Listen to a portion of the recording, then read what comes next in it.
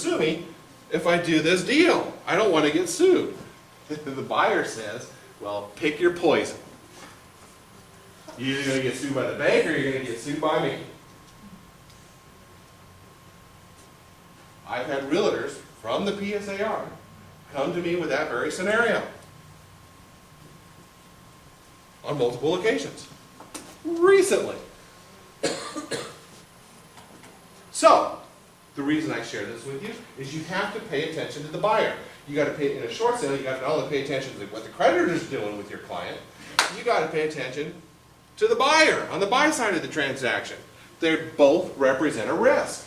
They're both represent a threat. The buyer on the buy side, your client's obligation to perform on the sale of the property has to be conditioned upon the seller, conditioned upon the lender releasing your client from his obligation to pay on the unpaid balance of the loans. As to each loan encumbering the property.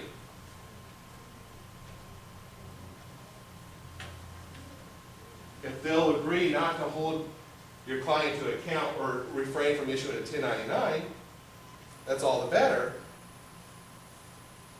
But here again, before you do that, you're going to talk to a tax attorney as to whether or not that's even enforceable. I can't comment as to the tax component of that.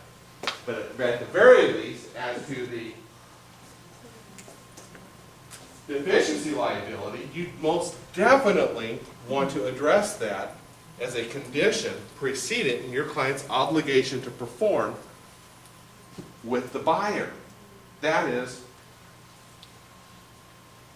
the lender has to provide an agreement to your client that's satisfactory not only to your client, but to your client's attorney of his own choosing before your client becomes obligated to perform on the sales side of that purchase agreement.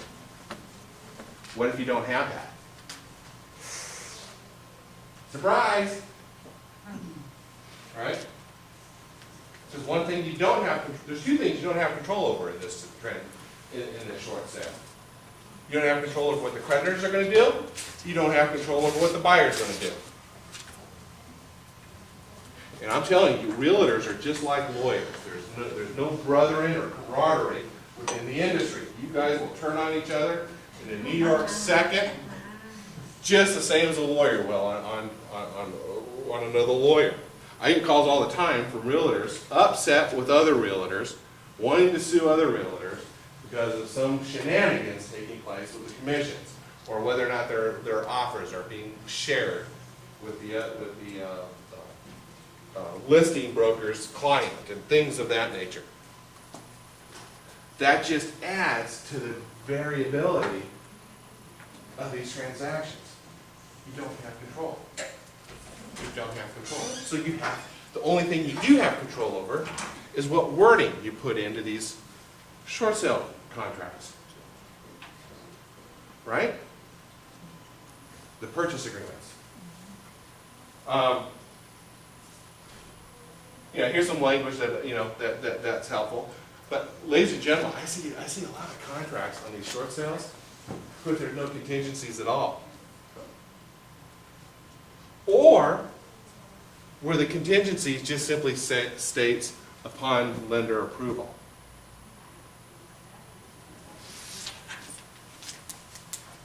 Lender approval what? Well, he approved. He approved the short sale. He's going to release his lien. Yeah, he says he's going to sue my client, but he approved the short sale. Yeah. And if you got to buy, the reason the buyers are starting to become a problem is because they're getting so frustrated because of the lack of inventory. So they're sitting there trying to get this house. They've been working on it. They made their initial offer 8 months ago, and here they are 8 months later, and they're still, struggling with it because the lender's been dragging his feet, and now the buyer on the buy side is getting frustrated. He's getting angry. You guys have dealt with those guys, right? Well, some of them are starting to, take it a step further, and they're starting to sue. You gotta be aware of that. You don't have control over that. What you do have control over is the way you word things. And here again, what I don't want you guys doing is spending a lot of time worrying about this kind of stuff in a transaction that doesn't have a realistic probability of closing to begin with. That's a lot of headache for zero return. The more loans there are on a property, the less likely it is you're going to be able to put it all together. Because each lender exercises his discretion independently. And you need everybody to come together for this to work. Right?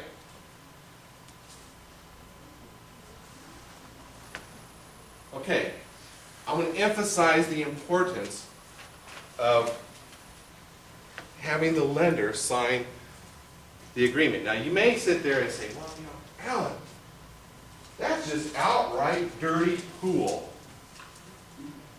That the lender would prepare an agreement for the homeowner to sign, and then the lender doesn't honor the agreement. That's dirty pool. I can't imagine that somehow goes in the lender's favor. 2008 decision, 4th District Court of Appeals. The San Diego courts are subject to the rulings of the 4th District Court of Appeals. The 4th District Court of Appeals, in the Seacrest case, said, borrower, that's just too bad. That's just too bad. And California Court of Appeals? 4th District, correct. Correct. And here's what happened in that case. In the Seacrest case, Mr. Seacrest negotiated a loan modification. The bank gave him a loan modification. It was given to him in writing. It had a signature line on it for Mr. Seacrest. He signed it, not Ryan Seacrest, by the way. But he signed it, gave it back to the bank. He performed, he paid, did everything he was supposed to do. The loan, it gets a little detailed. The loan was sold, the new buyer of the loan, new lender had the loan, new lender sold the property. And Mr. Seacrest naturally said, well, wait a minute. I had a deal. 4th District Court of Appeals said, nah, you didn't. Why? Statute of frauds. Yeah, the lender prepared a written loan modification. Loan modification was put in writing. It was signed by the borrower. It was given to the borrower. The borrower paid. But the statute of frauds says it has to be signed by the party against whom enforcement is sought.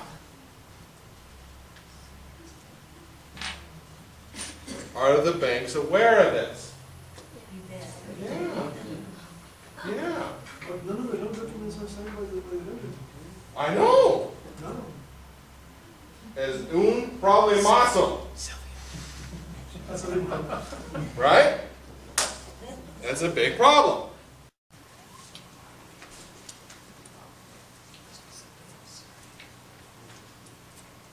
Anybody in here doing loan modifications?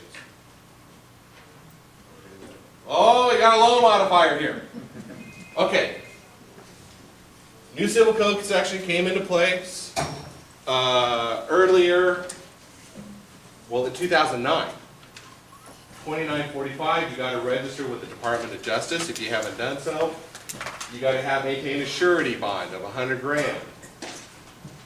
There's a statutory penalty for not complying with it, up to $1,000 to $25,000. You're on the hook for actual damages plus attorney's fees and disgorgement of any monies you've collected in providing loan modification services. No advance payment of money. You know, the State Bar of California has really started to clamp down on attorneys as well.